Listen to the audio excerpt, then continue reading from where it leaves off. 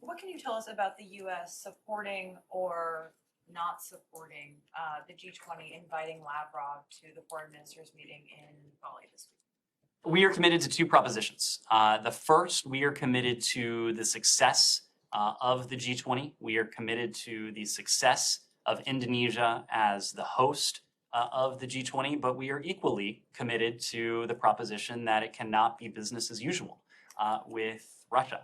And we have heard the international community speak out against Russia's brutal, unprovoked war against Ukraine. I suspect you will hear members of the G20 do that from Bali in the coming days.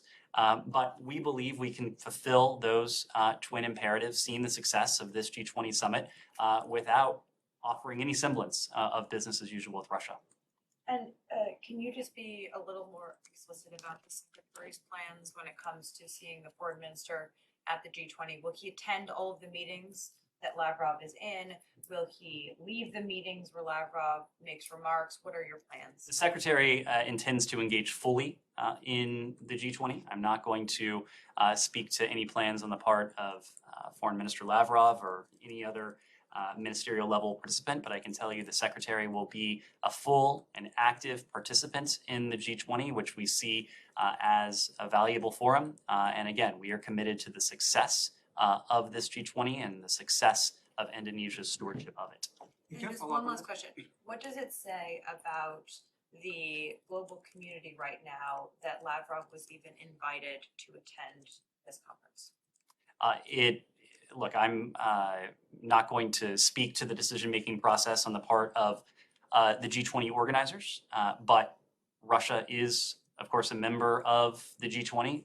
The upcoming G20 will be an opportunity for us, for the international community, to discuss what Russia and its invasion of Ukraine has wrought, what it has wrought in terms of rising energy and commodity prices, what it has wrought in terms of food insecurity as well.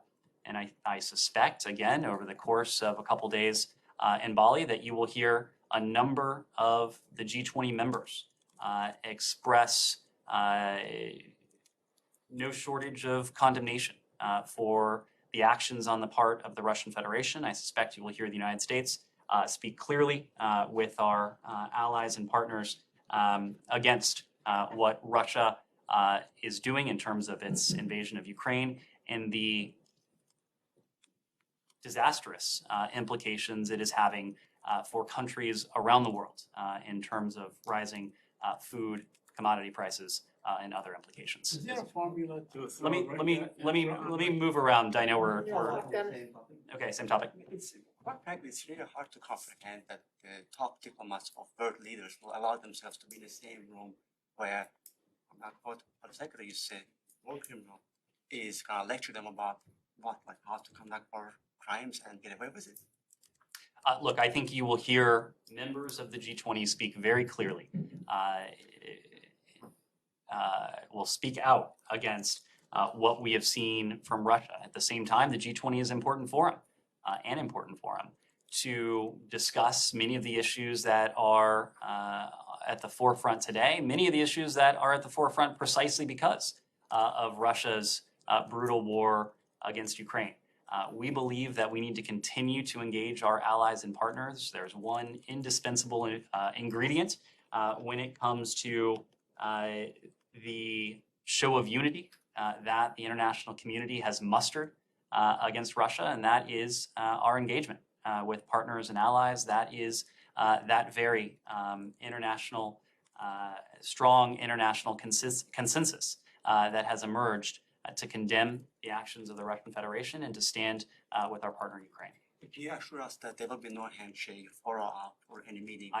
I'm not in a position to walk through the choreography, but I would certainly not expect any meeting between Secretary Blinken and Foreign Minister Lavrov. Choreography. That means, are you expecting kabuki theater? Nazira. On Russia, just